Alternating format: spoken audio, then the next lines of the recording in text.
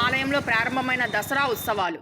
తాళ్లరేవు మండలం పి. మల్లవరం పంచాయతీ గ్రాంటులో వెలసిన పాల కనకదుర్గమ్మ ఆలయంలో శరన్నవరాత్రి ఉత్సవాలు వైభవంగా ప్రారంభమయ్యాయి. ఆలయ అర్చకులు రాయప్రోలు కామేశ్వర శర్మ ఆధ్వర్యంలో విశేష పూజలను నిర్వహించి దసరా ఉత్సవాలను ప్రారంభించారు. ఈ సందర్భంగా భవానీ మాలధారణ కార్యక్రమాన్ని భక్తి శ్రద్ధలతో నిర్వహించారు. పూజల అనంతరం భక్తులు అమ్మవారిని దర్శించుకొని తీర్థప్రసాదాలను స్వీకరించారు. ఈ నెల 12వ తేదీ వరకు ఉత్సవాలను భక్తి శ్రద్ధలతో నిర్వహిస్తామని అర్చకులు తెలిపారు. ఈ సందర్భంగా పాల కనకదుర్గమ్మ ఆలయ ప్రాంగణం భక్తులతో కిటకిటలాడింది.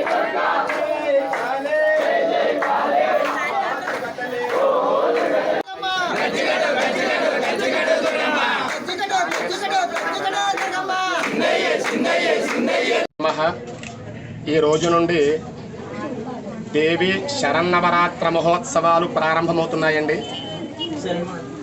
ఆశ్వయుజ మాసంలో శుద్ధ పాడ్యమి ఈ వేళ నుంచి వచ్చే 12వ తారీఖు స్థిరవారం విజయదశమి వరకు 10 రోజుల పాటు అమ్మవారికి అత్యంత ప్రీతికరమైనటువంటి రోజులు.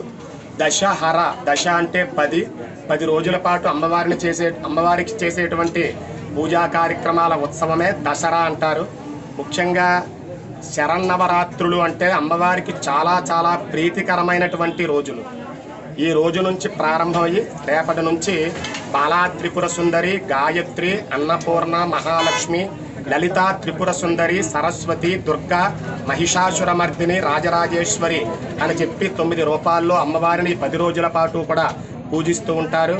అమ్మవారి గురించి చెప్పాలంటే అమ్మల గన్నయమ్మ, ముగ్గురమ్మల మూలపుటమ్మ, చాలా పెద్దమ్మ, సురారులమ్మ, కడుపారడి పుచ్చినయమ్మ, దన్నులో వేల్పుటమ్మల మనమ్మల యుండియమ్మ, దుర్గ మాయమ్మ, కృపాభిచ్యుత, మహత్వ, కవిత్వ, పటుత్వ సంపదలని చెప్పి పోతన గారు చెప్పడం జరిగింది.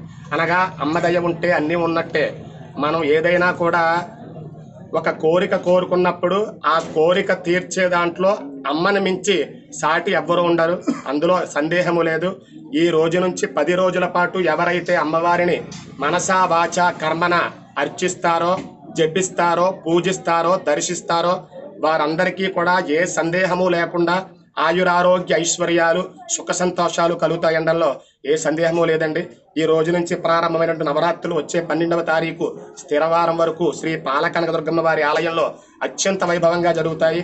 ఈ ఉత్సవాల్లో భక్తులందరూ కూడా పాల్గొని అమ్మవారి అనుగ్రహాన్ని పొంది ఉత్సవాలు జయప్రదం చేయవలసిందిగా కోరుతున్నాం. స్వస్తి.